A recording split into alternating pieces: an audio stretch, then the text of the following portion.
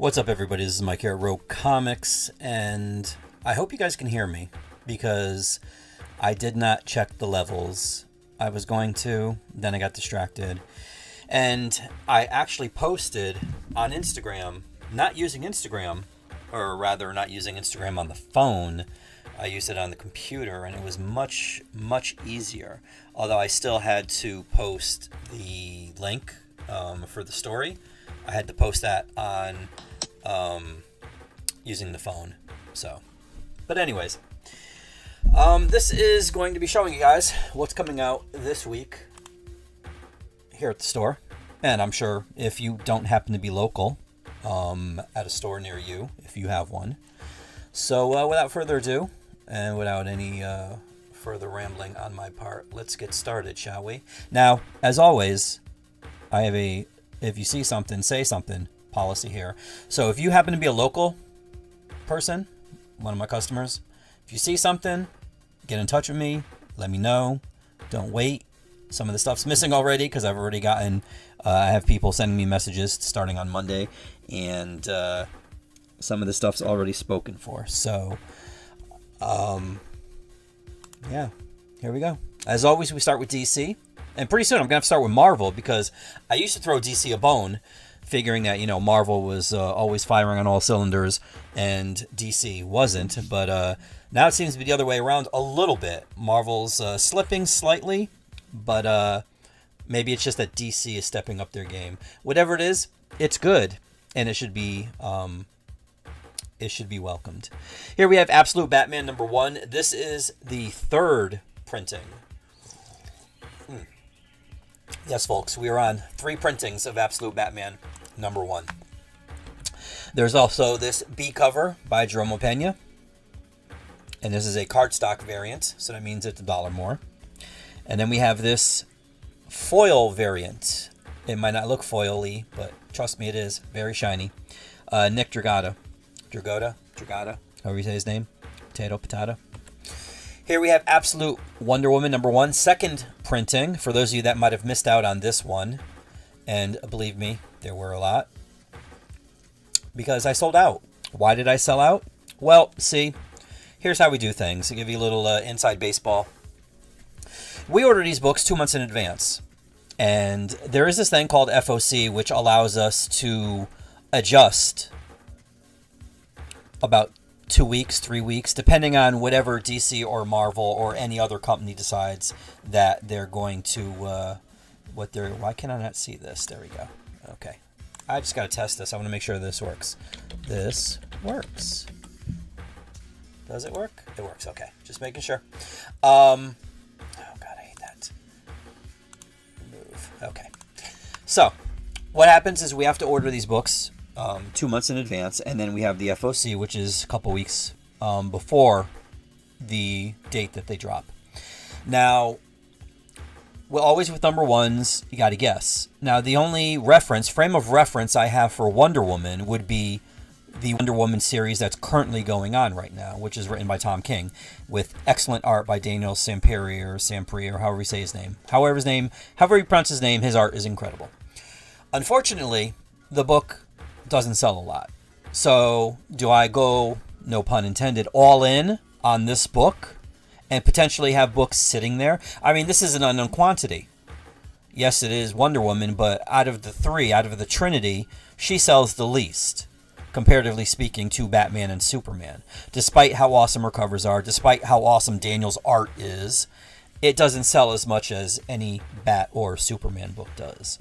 So I ordered what I thought I should, and it sold relatively quickly. So what happened was DC does not do an overprint. So if I sold out on the day it came out and I went to go order it, it would say back ordered because it's done. And this is something they've done since the pandemic. They used to overprint, have extra copies, whether it's based on stuff that's damaged in transit, stuff that's missing in transit, or, stuff if a store wants to reorder, and they don't do that anymore. So those of you that were here on Wednesday or got in touch with me before then were able to secure a copy, and those of you that didn't waited to last minute, which is like the majority of comic book readers, myself included. I'm no better than you guys. then you might have missed out. So now, here's your second chance. This is the second printing. Here is the second printing Jeff Spokes cardstock variant. And that one actually looks cool. I do like that. And then there's this Jeff DeCall foil variant right there. It might not look foily again, but it is. Overprint, what's that?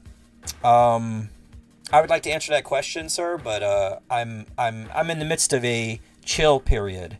I was sent to the corner to chill. Up next, we have Absolute Wonder Woman issue number 2. Having learned from the first time and seeing exactly what would sold, I ordered enough on this, and this will be here on Wednesday. There will be this. There will be this, which is a Joelle Jones cardstock variant, as well as this Stephanie Hans cardstock variant, and I do like both of these covers. I'm glad Joelle was doing she did a arc for not Daredevil, Black Widow. That was incredible. And then I was excited to see when she was, I forgot what book she was going to be doing. Was it a She-Hulk? Was it She-Hulk? I don't know. Whatever it was, but her art didn't look the same. Now, I know artists sometimes they do try different styles unless they're Rob Liefeld. Then they continue doing the same crappy art over and over and over and over and over again. But he's an outlier. He's a special case. But yeah, so this is much better than what she's been doing. So I want her to continue down this path. And yeah, here we have Raphael Albuquerque, and this is cover F. Cover F. Can you believe that? And this is also a cardstock variant. Then, for those of you that either want to see something in black and white or are colorblind, here we have the Absolute Wonder Woman Noir edition, number 1. This is cover A. Here is cover B. This is in case you didn't realize, a black blank cardstock variant. And then we have this foil variant, which looks exactly like this. So don't think that this is, oh yeah, you know what, this is going to be like in color or something like that. It is literally like this, just shiny. Okay. Here we have Batman Santa Claus Silent Night Returns number 1. This is a 5-issue miniseries. Bernard Chang does this cover right here. And I did happen to see this, and it does look good. The art, I say, I didn't have a chance to read it, but the art looked good. Here we have Dan Mora doing cardstock variant cover B. And then we have this one here. Now this one is by Dan Hipp, and it's bagged. It's in a bag. And according to the listing for this, this is the DC Holiday Surprise Rub and Smell Polybag variant. Now I'm going to hope that there's only one thing that you rub and smell, and that would be the smoke, the mist that's coming out of Damien's hot chocolate. Because there was a Harley book they did a couple years ago, and if I remember correctly, there were 3 different versions. One was maybe pine, if I remember correctly, but that's not important because the first 2 were regular smells. The third one was pot. Now, how they got away with this or why they did this, I don't know, but that was the 3rd scent for that. Here we have Brave and the Bold, issue number 19. Now, as you can tell, because I'm sure your heart rate went up a little looking at this cover, this is a Simone DeMeo cover. You can see it. It's actiony. It's actiony. There's no way around it. But this is the cover that I got for myself. Riley Rossmo, Batman, Brave and the Bold, with Plastic Man on the cover. Just something about, like, honestly, I do like Plaz and Wonder Woman right there, but the logo is what did it to me. And I'm like, yes, this is the cover that I want. And that's what I got. Here we have Batman, The Long Halloween. The last Halloween issue number 3, 10-issue miniseries. Tim Sale, RIP cover right here. Then we have this Mark Chiarello variant cover, cover B. However, the best of the 3 is this Art Adams cover right here. Art Adams, always upper echelon for me as far as artists are concerned. Arthur Adams. He goes by Arthur now, but I knew him when he was Art. This is Art Adams. And, yeah. Black Canary, best of the best, number 1. This is a 6-issue miniseries. This cover here is by Ryan Sook. The art on the inside is also by Ryan Sook, and it is written by Tom King. So he's going to deconstruct her. Here we have Detective Comics, number 1091. Cover A, Mikhail Janin, however you say his name, doesn't matter. The art is awesome. Flash, number 15, Mike Del Mundo. Cover A. There was a B cover that was cool, but I didn't throw it in with the files for some reason. Here we have Green Arrow, issue number 18. Torrin Clark does this cover right here. Harley Quinn, number 45. Elizabeth Torque, I don't know, however you say it. That's her. And, yeah. Justice League, Unlimited, number 1. This is Mark Waid and Dan Mora. And there is a Hush 2 prelude by Jeff Loeb, Jim Lee, as you can see on the bottom there. I read the issue. I saw the issue. I read the issue. And it was good. It was good. Dan Mora's art, as always. I don't need to say anything about that, do I? Yeah. It got off to a good start. It's better right now than Scott Snyder's Justice League was. So we'll see how it goes. There's a new status quo as far as Justice League is concerned. Those of you that read the All-In special know where it's headed, or where it is, why it's there, how it got there. Those of you that didn't, sorry, catch up. And I'll show you some covers. Here we have cover B by Jim Lee. Can't say no to that at all. Here's Andy Kubert. This is a cardstock variant. This is a cardstock variant too, so that means it'll be $1 more. This is a cardstock variant. Mr. Kubert. Here we have Howard Porter, past Justice League artist, doing a cardstock variant. And by the looks of it, he could be a current Justice League artist, in case Dan ever has to give up any of the 9,432 books that he's drawing on a monthly basis. Here we have, and I didn't have this, Halve, this.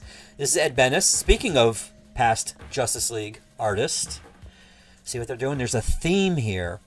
This is a wrap cover, so half of it is on the front and the other half is on the back. That's how a wrap cover works. And again, this is a cardstock variant, so this will also be $1 extra. Here we have a Simone Bianchi cardstock variant. Simone, I don't believe, ever did the Justice League. Maybe a fill-in on 1 or 2 issues. But, yeah. And then, this is a Daniel Sampere. I don't know how to pronounce his last name. Sorry, Dan. But this is a wraparound cover. Now, this is a raised UV foil variant. And regardless of what it's UV foil, it doesn't matter. This is a cool cover. And Dan's one of my favorite artists working at DC currently. And I would really love to see him do the X-Men. I'd really love to see him do something with Rogue. That's what I would love. Here we have a Jim Lee Hush cardstock variant. Right there. Multiverses Collision Detected number 6. This is the final issue for this 6-issue miniseries. And we have a cover, believe it or not, by Dan Mora. They should just like have Dan just do covers for the entire line, just 1 month. Just be like Dan Mora cover month, you know. Nightwing, issue number 120, cover by Dexter Soy. I was going to say written by Tom Taylor, but that is no longer. I forgot who's writing it. I see it in the bottom left-hand corner there, but I can't read it because it's very, very, very small. But if you know, you know. Power Girl number 15, Yannick Paquette. And Adriana Malo is still doing the art, thankfully. And last but not least, a really good issue, Superman number 20, cover by Dan Mora. And I can't, damn it, I can't see. It's so small. Oh, yes, and the art is by Dan Mora, too. Like, okay, you know what? Hey, I mean, Marvel's got Ramos, and Ramos sometimes isn't peak. Dan Mora hasn't had that problem yet, and thankfully, let's knock on wood, he won't. Speaking of the MCU, let's head over there and see what's going on. We have Amazing Spider-Man issue number 62, the second chapter of the 8 Deaths of Spider-Man. This one with art by Ed McGuinness, and actually, you know what? I have, because Marvel just came today. I was able to see all of the DC stuff because that came last week. But this one, well, before the weekend, I should say, at the beginning of the weekend. This one here has art by Ed McGuinness. Number one, that's positive. That's a good thing. I didn't read issue number 61 for some reason. I don't remember why. I think it might have been a rough week. In fact, actually, I didn't even do a broadcast last week, so yeah, there was something to that. But I honestly don't know what the hell is going on, which would make sense because I didn't read the previous issue. But it looks good, and yeah. I'd prefer more of the Norman Osborn Peter interactions. Oh, it's good to see, well, a certain character. I don't want to spoil it for anybody, so I won't say anything more. But yeah, that was issue number 62, and I'm pretty sure that cover is by Ed McGuinness. Actually, let me see if I can see. Yep, Ed McGuinness. Okay, that's weird because if you look at the cover on the screen there, in the, like right between his fists, right next to the right of the spider emblem on his chest, you see Ed McGuinness' signature there. But on the cover of the issue, it is right above the knuckles of his right hand on the armor for some reason. I don't know why. Weird, huh? Speaking of weird, here's Scotty Young's variant for issue number 62. And usually they only do Scotty Young variants for one, usually the first, unless it's a special issue or whatever. But they've had Scotty Young variants for every issue of this series thus far. Up next we have Blade Red Band. It's called Blade Red Band for some reason. Number 2. I mean, it's just Blade. I mean, it's bagged, and there's a red band across the front of it. But yeah, this is issue number 2, and it's a 5-issue miniseries. We have Dazzler, issue number 3 of a 4-issue miniseries, making this the penultimate issue of this miniseries here. I don't know why it's only 4. Should be 5. Blade's 5. Why can't this be 5? The art in here is really good. Now, Incredible Hulk, number 19. When I got this, I'm like, why is this so much? And then I was like, why is this so thick? That's what she said. And then I realized, because I saw in the upper right-hand corner, the upper left-hand corner, it said, I don't even remember what it said. I think it said 800. Yes. So I guess if you're going by the legacy numbering, this would be issue number 800 of The Incredible Hulk. Hence the reason it is $7.99, and it's double or triple sized. And it has quite a few stories in here. There is the ongoing by Philip Kennedy Johnson writing, and Nick Klein doing the art. And then after that, that's City of Idols Part 3. The art in here is really good. I'm not keeping up with the Hulk, so I don't know what's going on. My Johnson is Daniel Warren. Not that Philip Kennedy is bad, because he did do some good Superman. But I just, yeah. Then after this lovely John Cassaday Remembrance double-page spread, we have a story here by Greg Pak, and Ian Medina is doing the art. That's the second story. I don't want to tell you who it's featuring, because you can find that out on your own. Then we have a third story by, oh boy, Torben Gronbeck with Lynn Yoshi doing the art duties. Looks okay. That's story number 3.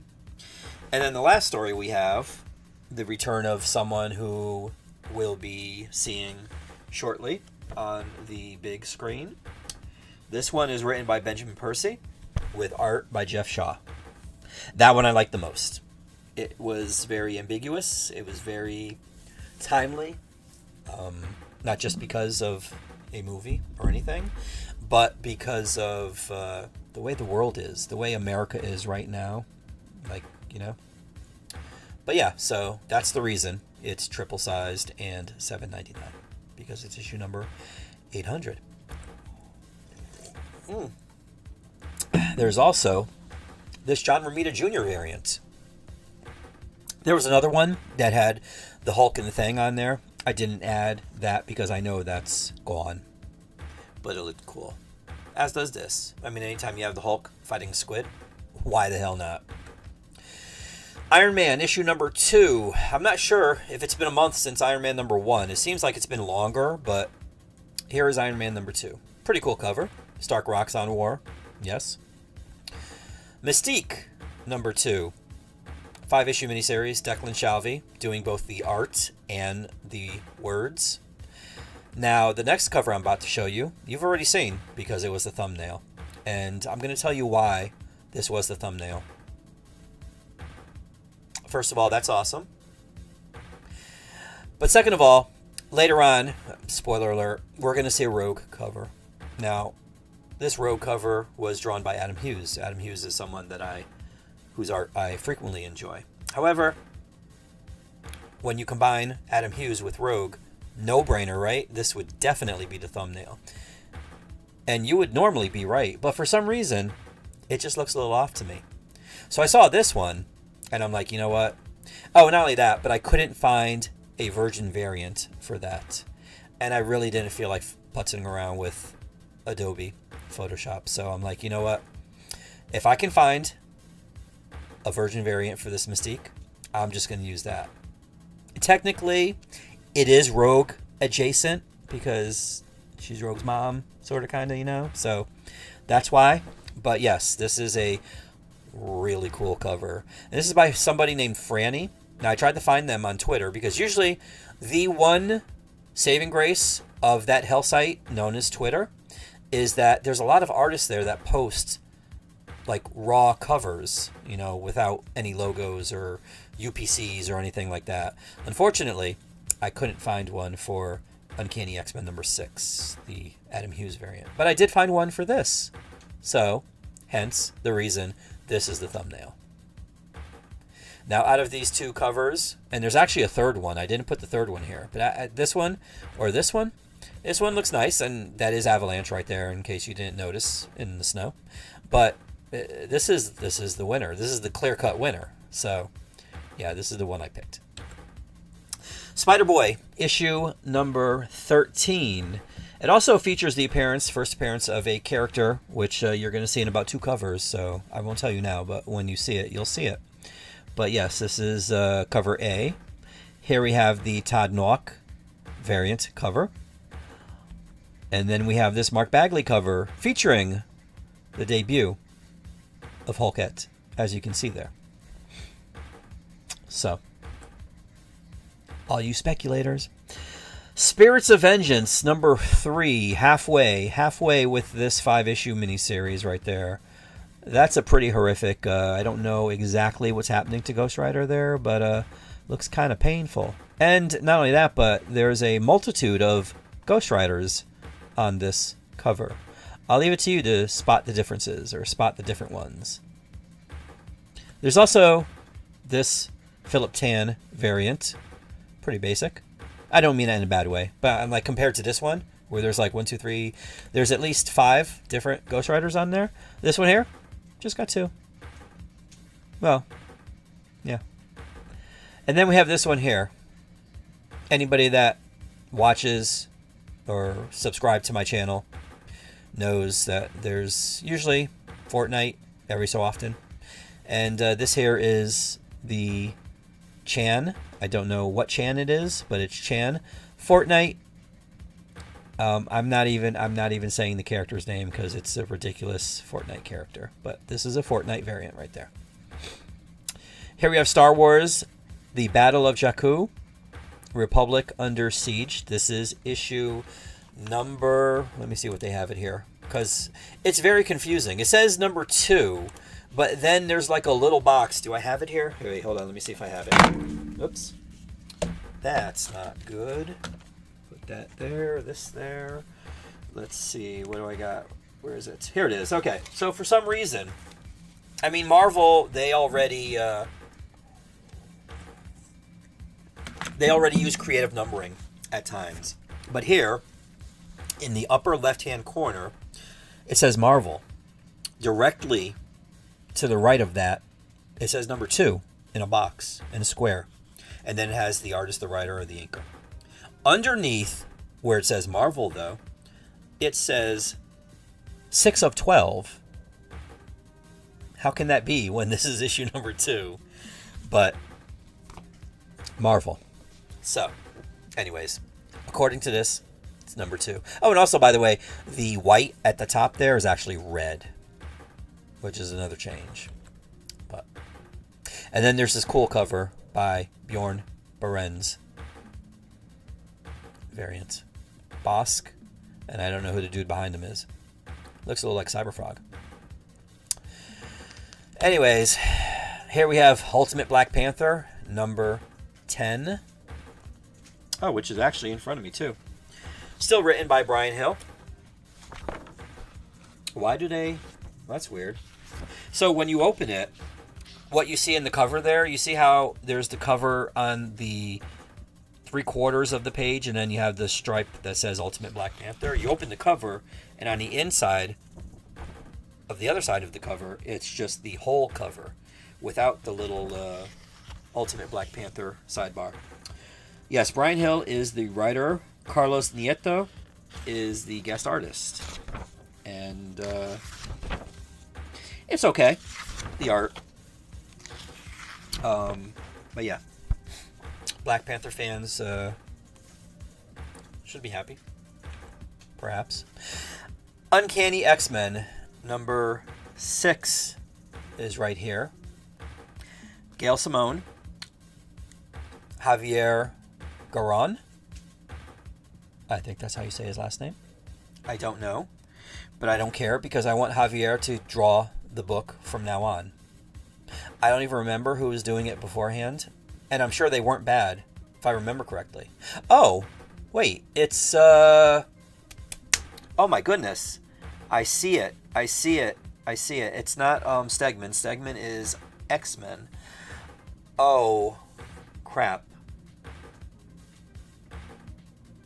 I'm drawing a blank. But all I know is Javier filled in. He's a guest artist here. And I want him to do it from now on. I mean, I've liked his stuff for a while. But, yeah, I really like this. He is very much in the aforementioned Art Adams, Nick Bradshaw school of drawing. And that's what I like. That would probably be... I mean, I like a lot of art, but yeah, that would be one of my favorites. And, yeah. Oh, and the other thing I would like them to do is I would like them to kill Gambit. Just put him in another book. Put him in something. Put him in Suicide Squad and kill him. Do something. Like, he's a useless character. completely useless. Here we go. This was the Adam Hughes variant. Now, Adam is a fan of women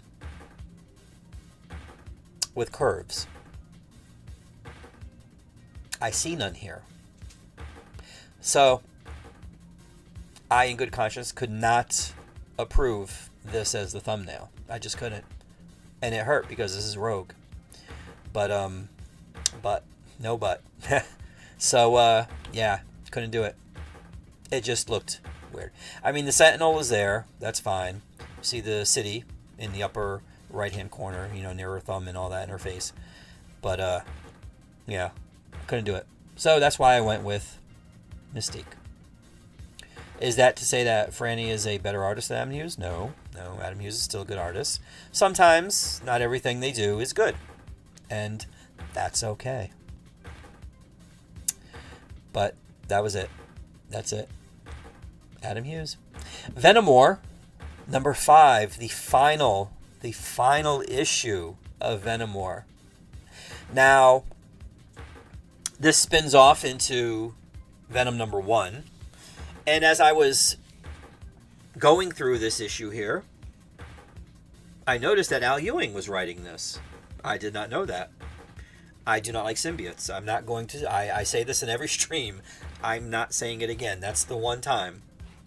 And the art in here is okay. I just passed it. Ivan Coelho, I guess that's how you say it in Spanish, is the artist. And the ending... I know where it goes. But they don't necessarily make it clear, I guess. And as you're going to see, you know what, I'll just skip ahead to the next cover. They keep trying to make this damn horse a thing. Like, I guess they assumed that the Venom movie was going to take off and then everybody's going to want to see a Venom horse. But, I don't think it happened. I mean, I guess this is Clayton Crane. This is like the 3rd or 4th of the horses that he's done. And, I mean, good on him. He's getting paid, you know. Hey. I have nothing against a horse being a symbiote or whatever. I don't, again, you know my position on symbiotes. But, whatever, man. Oh, and here's a Peach Momoko. A very creepy Peach Momoko cover. Something about all those eyeballs in the mouth, man. It's just, yeah, nightmare fuel. And last but not least, okay, so admittedly, I didn't have enough time to read this. I did thumb to the end, though, because I don't care about the ending.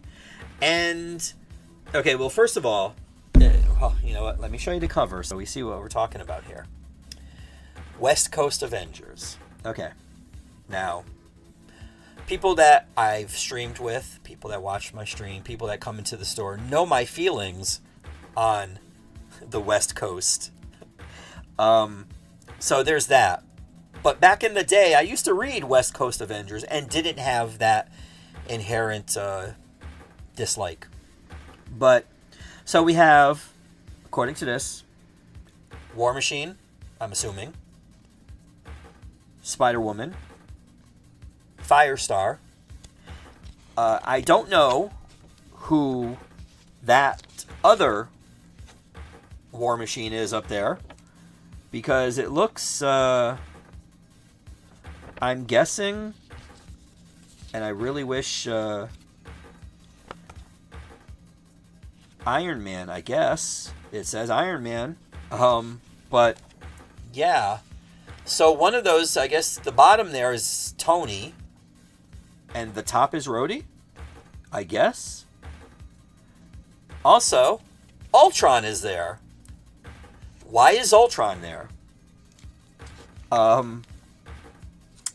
I guess I would have to read the issue to find out. And there's also some other dude here. I don't know what his name is, but he's there. And, yeah, and there's a chick in here who I thought originally was, oh my goodness, now I'm blanking on her name. Jane Foster. Circa when she had cancer. Because I'm pretty sure she doesn't have it anymore. But apparently it turns out that it's not. And there's something really unsettling that happens at the end of this issue involving one of the characters on this cover. And yeah, very unsettling, very creepy, very unsettling. So yeah, this is a number 1, and West Coast Avengers, Jerry Dugan does the writing, and where's Kim? Danny Kim handles the art, and there you go. And that, my friends, is Marvel for this week. Over in the independent land, we got this one here.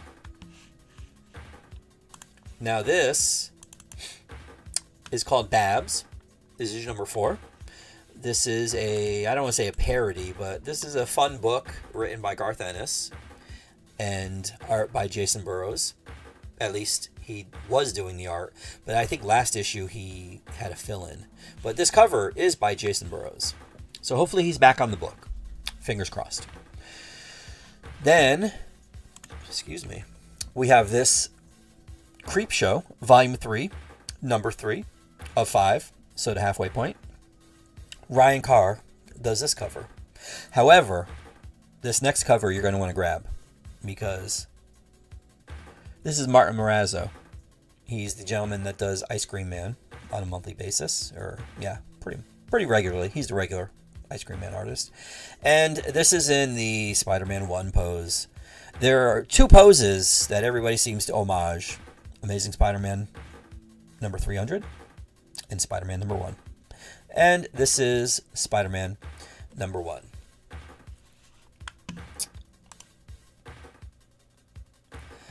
I actually found out today that for some reason, back in the day, apparently Mexico didn't want to kill Gwen Stacy.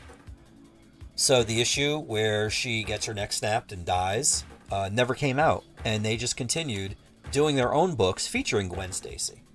I think it was on Kevin Smith's Instagram feed.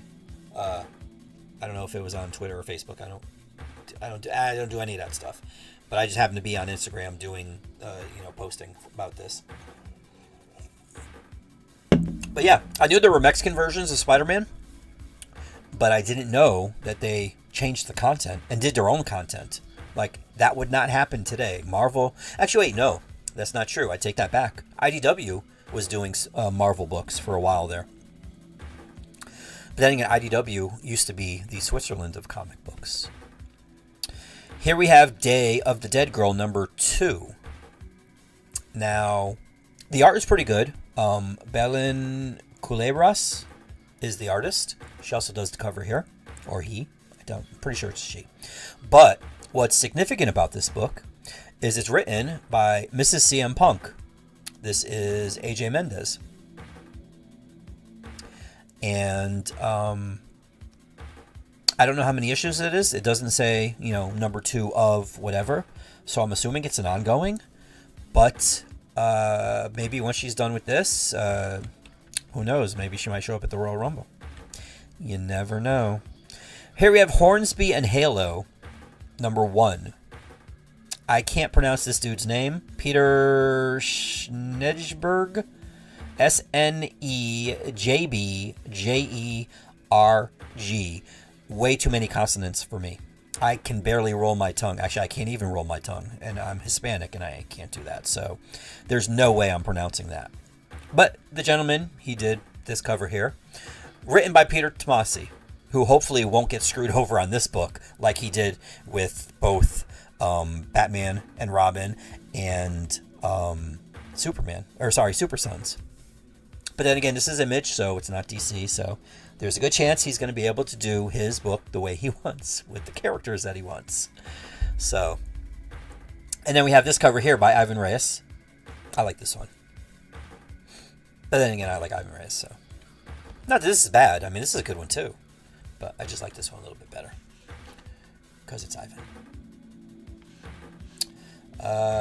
as I attempt to adjust this. There we go. Hyde Street number 2. Ivan Reyes doing this cover here. And also, he does the interior. And then we have this cover here by the gentleman who did cover A of Halo and Hornsby, right? Hornsby and Halo. Hornsby and Halo. So they switched. Ivan Reyes is doing the A cover for this, and then that dude Peter is doing the B cover. And see? Synergy. Love it. Okay, this is I'm not going to make any count jokes with this, but this doesn't make any sense to me. This is Sesame Street number 4. Okay, for some reason, this is Oni Press that's doing this. This is a 4-issue miniseries. Why is this a 4-issue miniseries? Why are they only doing 4 issues of Sesame Street in comic book form? Like, this is a no-brainer to me. This should be a monthly book. If not monthly, then bi-monthly. No, it should be a monthly book, because that way you get kids used to the fact of a book featuring characters from Sesame Street coming out once a month. They'll know that there's a regular cycle for this stuff. They'll know that they will have to wait 30 days for each new issue. So that instant gratification shit, it doesn't happen. It doesn't happen because you're teaching kids patience, which is something that this world is lacking, like, severely. But Oni's only doing 4. Why? No clue. But there's 3 covers. There's this one here by Sean Dove. There's this one here by Aaron Hunting. And then there's this one here, which is the black and white variant, which they're calling the coloring book variant of the Sean Dove cover A version. I really hope they do another volume of this, because they really should. I mean, I can't tell you, this is another thing that boggles my mind. I can't tell you how many people have come into the store looking for Simpsons comic books. Now, I'm sure, Fox. Okay, Marvel owns Fox. Disney owns Marvel and owns Fox. Like, you guys do know you own a comic book company, right? Maybe you might want to put out a book that people continue to ask for to this day. And I always, every time they ask, I'm like, yeah, for some reason, nobody's doing, they haven't done Simpsons comics in a while, nor have they done Futurama comics, because Bongo was doing both of those, and then they stopped. Like, this is like DC level incompetence, because DC likes leaving money on the table. I can't tell you how many times I would go to retailer roadshows in New York and ask Jim Lee and Dan DiDio when they were there, like, are you guys going to do posters? Posters would be a nice thing to do. Because, not for nothing, I mean, Marvel does some great covers, but DC, like, kills it, like, with the variant covers. Like, if you're not going to do the regular covers as posters, do the variant covers as posters, man. Marvel does 5 posters every freaking month. DC can't be bothered to do any? That's ridiculous. And in the 14 years that I've owned this store, they've done 5 total. 5. And 2 of them were for the video game Injustice that had just come out. But, what do I know? I just own a store. Here we have Spawn, issue number 359. Bjorn Berens. As you can see. I mean, I can spot their covers anywhere. And I say there because I don't know if it's a he or a she. Here we have Teenage Mutant Ninja Turtles number 4. This one, still written by Jason Aaron, with art by Chris Burnham. And I am definitely there for it. Because Chris Burnham also falls into that Art Adams, Nick Bradshaw category. Javier Garron. See? I like that. I like that clean, cartoony almost style. And that's what Chris does. His Officer Down was incredible for Image. And he's doing the art for this one. This, I believe, I think it's Donatello. Donatello is the one with the staff, if I remember correctly. I can't tell without the letter on the belt. Here is the Chris Burnham variant, cover B. Then we have this Kevin Eastman variant cover, which is cover C. Here is Cover D by Gonzo. Now, there's an initial somewhere there. I don't remember what it is. It's either B or D or J or something like that. I think it's J. But whatever. This is their cover. Then we have this one here. Now, it says, I don't know. It says this one is by Burnham. And it very well could be. It does look like it. But somewhere else it said it was Cliff Chang. But I don't think it's Cliff Chang. I think this is Burnham. So we'll go with Burnham. But yes. This is issue number 4. Here we have Tin Can Society, issue number 3. This is a 9-issue miniseries, and I'm digging this. It's a shame that more people aren't, but that's okay. Saturday Morning Adventures, Teenage Mutant Ninja Turtles, or Teenage Mutant Ninja Turtles, Saturday Morning Adventures, whichever way you want to look at it. This is issue number 19. And this cover is here. Here is, so it doesn't tell me who it is. But this is cover A. And this one is cover B. I do like this one. I like the way you see Krang in that gold bar there. But I got to go with this one. This one is very animated. Like, you're going for Saturday morning adventures, Saturday morning, cartoons.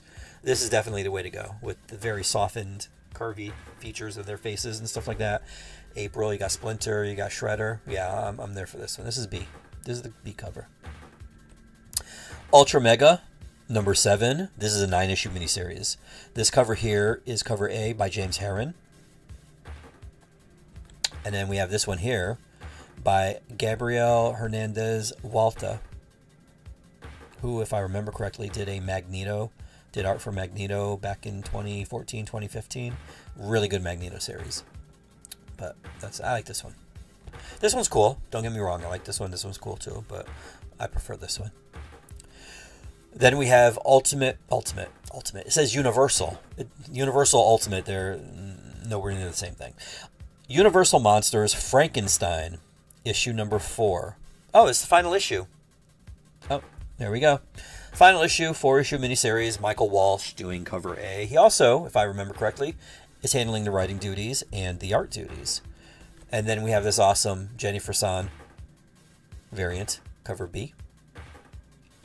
And last but not least, for this week, the final week in the month of November, we are near 1 month away from 2025. Hold on to your wigs. Here is Void Rivals number 14, Lorenzo De Felici.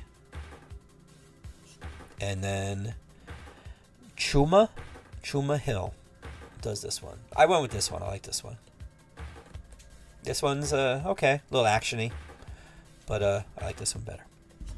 And that's the one I grabbed.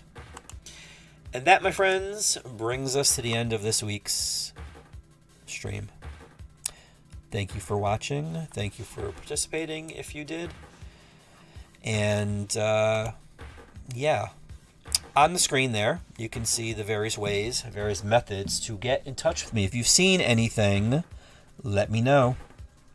So many things are gone. I didn't feel like going through and grabbing, or deleting it's just too much of a hassle. So, but it doesn't hurt to ask. My grandmother would always say that. Because right now the answer is no. The only way you're going to know whether it could be a yes or not is if you ask. It's already no. That's the baseline, right? Oh man, it's 9 o'clock. I missed the first hour. Wow. Okay, so that's it. Direct.me/RoComics. If you want to do it the old-fashioned way, you can do it. There's RoComics CT. It's on Facebook. So you go to facebook.com/RoComicsCT or Instagram, Twitter /RoComics. And TikTok, I think you got to do tiktok.com/user/RoComics maybe. I don't know. You know what? Just go to direct.me/RoComics and all the links are there. All you got to do is hit it once.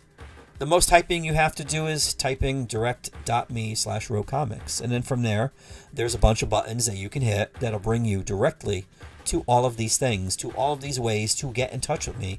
Hell, the top button, the very first button, you push that button and it'll call me. You can actually speak to me. We can actually have a verbal conversation. None of this texting shit.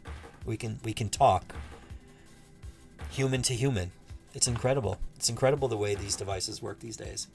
So, if you saw anything, you want to get in touch with me, feel free. Also, feel free in the comments if you want. Let me know what you're getting. Let me know what you got. This stream will be up. It's not going anywhere. So on Wednesday, if you feel like, hey, I just got this Justice League book. It's pretty cool. Or, man, that West Coast Adventure sucked. Or whatever. Feel free to do that in the comment section. I will reply as best as I can. And that is it, my friends. Have a great New Comic Book Day. Have a great Thanksgiving if you happen to celebrate that. If not, have a great Turkey Day. Or whatever. Thanks for watching. Take care. Oh, wait, I gotta do this. That's right. I keep forgetting this. I have this.